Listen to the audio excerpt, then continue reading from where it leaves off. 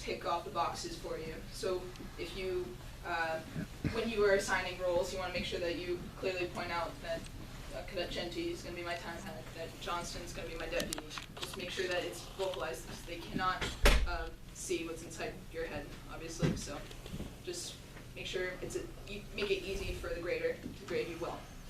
It's one thing that I found down in field training.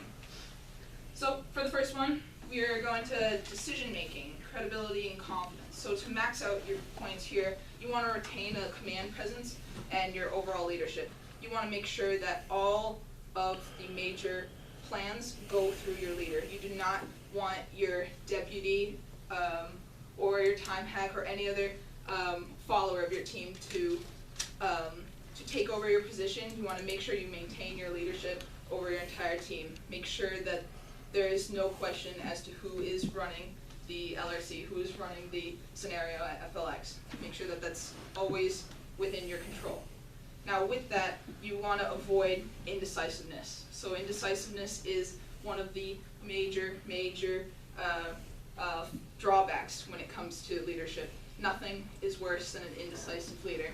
No one is going to follow you. You are not going to complete. You're not going to complete your mission, and it's not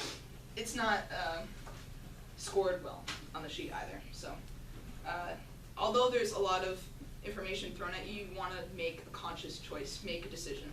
Even though you may not be fully poised to make one right decision, just make one. The second is to delegate authority with relevant responsibility. So we already really touched on this. Make sure that you assign your time hacks, assign your deputy, medical personnel if it's needed, any other positions that you think is relevant to your mission success, because although it's 1 point on the scale, you want to shoot for mission completion. With this, you want to avoid stepping on toes. We already hit on this as well. Make sure that you stay within your lane. Your leader will most likely assign a position to all their teammates, so the best thing you can do as a follower is, yes, remain active and make your voices heard, but to also carry out what the leader puts, like what their direction is, because it is their scenario, it is their LRC. So make sure you do that. Anyone have any questions? No? Okay. So for the third, it is displayed accountability for areas of responsibility, operation of a team, and personal actions. So again, to gain the maximum points, you want to be accountable for your entire team. If you're transiting, you don't want to lose anyone on the way. So usually you make a quick system of retaining accountability in specific scenarios. If a lay support is needed, if you need to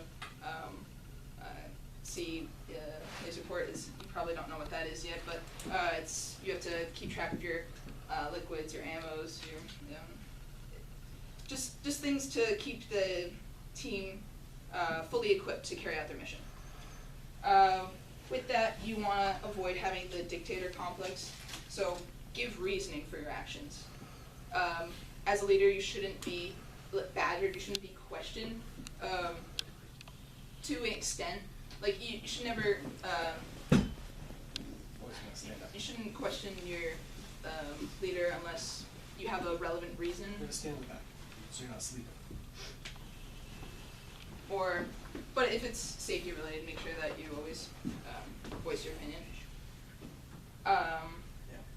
So if anyone has any questions. Oh, and also make sure you don't dismiss suggestions just on face value.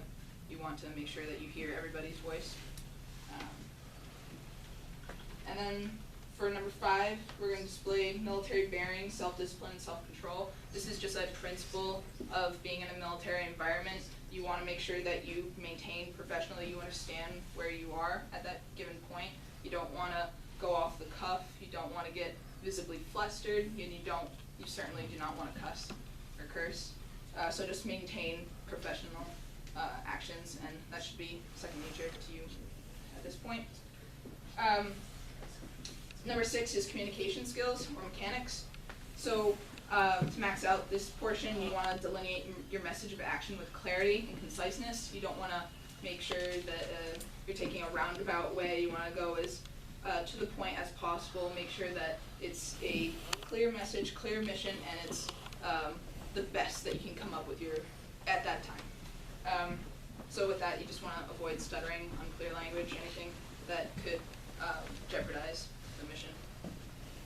Anyone have any questions? No? Okay. Number 7, you promote free flow of information and solicited feedback.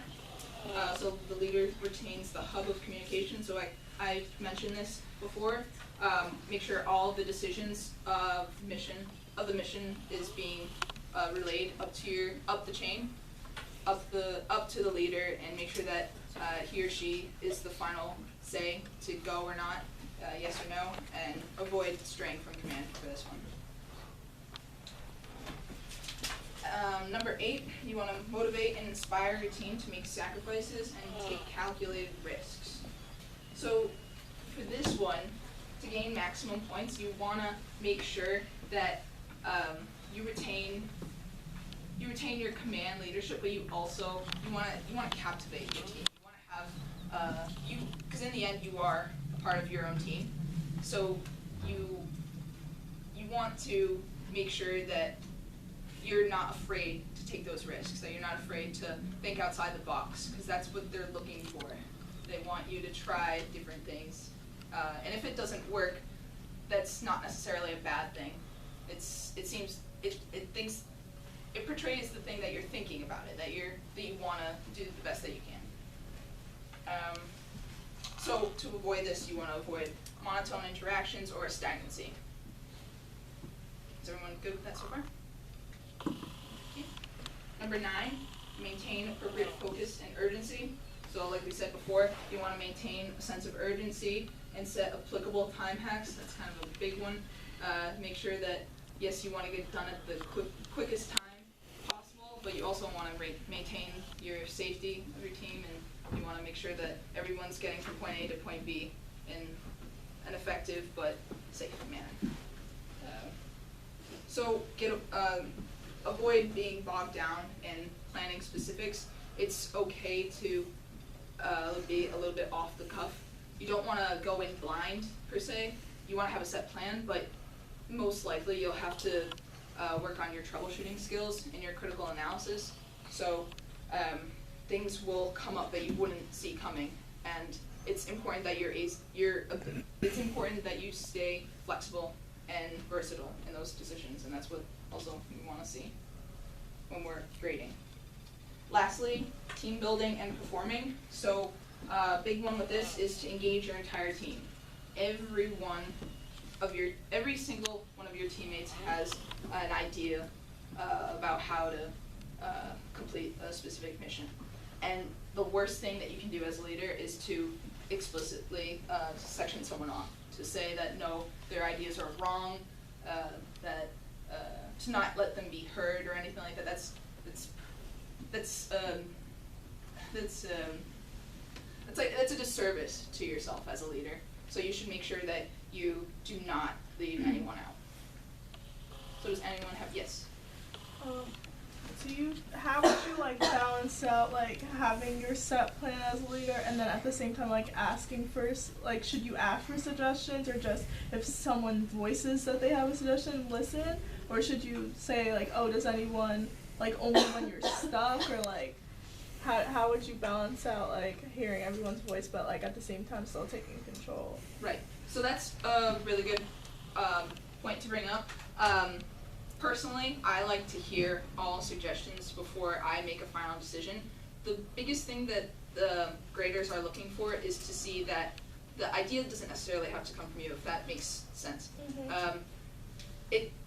You as a leader are just supposed to give final approval, or your stamp of approval, just to say that yes, you're gonna go this way, or if someone has something better to say, that you just make sure that everyone's being heard. So it's kind of a personal decision whether you do it or not, but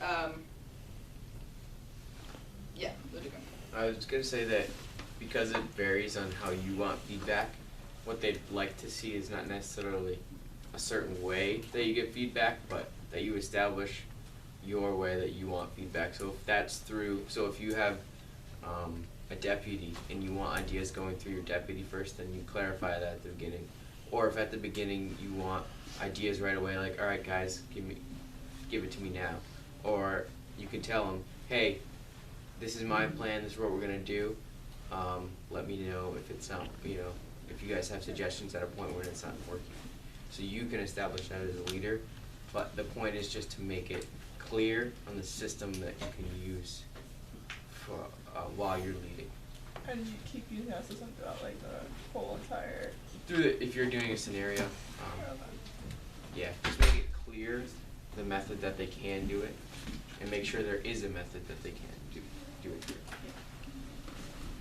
Yeah, Dennis. It's also important though, right? So you want to make sure that people feel heard. You want to make sure that you're getting the most amount of information you can, so you can make the best informed decision you can in the time and situation that you are in. But you also don't want to get bogged down in the details, right? So if someone has a suggestion that you like, then at some point, right, because if you're in your flight at field training doing a scenario, there's 20 some odd people in your flight. You don't have time to sit there and listen to 20 people explain how they feel about X, Y, and Z. You don't have the time. So if people have suggestions and they bring them to you, then listen to them. If they come to you with a suggestion that you like, run with it and stick to it unless it's seriously going wrong. And if someone has a suggestion on how to improve that particular method, then take that into consideration. But at some point you do have to make a decision and just you got to own it. You can't, like I said, you can't sit there and deliberate for hours on end. So don't get bogged down with it. If you hear something you like, run with it. Yeah, my question was about the delegating of tasks. Mm-hmm. So besides the time hack and your deputy, you should delegate a specific task to everyone in your group as well. Yes. That's they look for having everyone have an assigned role, and if they don't have an assigned role, a good role to put on them is to have like the brainstorming team. And if you're troubleshooting ideas, you can fill that space with those kind of roles. I'm gonna say something. So if you're gonna assign a time hack and a deputy, actually use them, because don't just do it as like a checklist and be like, oh, you're my time hack, you're my deputy, just so it looks good and it's really robotic. If you're gonna use them, if you assign them, actually use them. Because I've seen so many cadets just try to be the loudest and just try to order people around and be like, oh, you're doing this, it doesn't look good. Just be natural. If you're gonna use it, then use it. If you're not, then don't assign something. Don't assign like an arbitrary role. In your FTO will take notice of that. Don't be robotic about it. Yeah, Cardi, he saw lots of these. It's a good point. And you get a good point too. Don't treat this as a checklist, as much as you can. I saw people when I was down there say, "Oh, you motivate me." That was the assigned role. That's not an assigned role. So don't do that. You're my motivator. Motivate me. So. Yeah, keep it as realistic as possible. There may be problems where you can't assign everybody a role, but she had a good point. Have a brainstorming group, and then you assign a whole bunch of people to one thing. You also, there will be times where you, like Colonel Chandler said, you won't have a specific role for everyone, and you might see a very clear answer to the solution.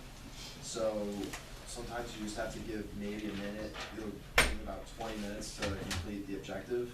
Sometimes you only might give a minute to have people collect ideas, you take those ideas, but if you already have a set idea, it's better just to carry it out, make sure that everyone has a role, because you still have that time hack, you still have to meet the objectives. It's not make sure everyone's included all the time, make sure you're getting the mission done, mission first.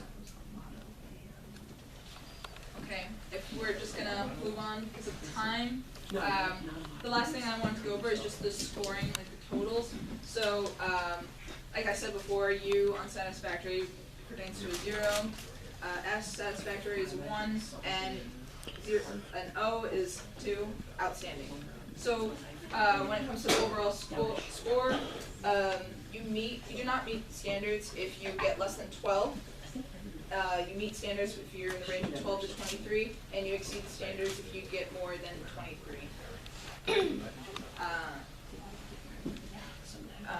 And then you also get comments with your FTO. You get like a rebrief just to see see how you did, and that's all that I have.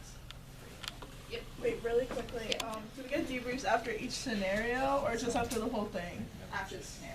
Okay. Yes, Coach Bernard. You also mentioned that, that we might be graded using this during the FLX next week? Yes. Any other questions? So I'd like to say a few things about this. So, they don't use this anymore at field training, but it's also kind of good guidelines.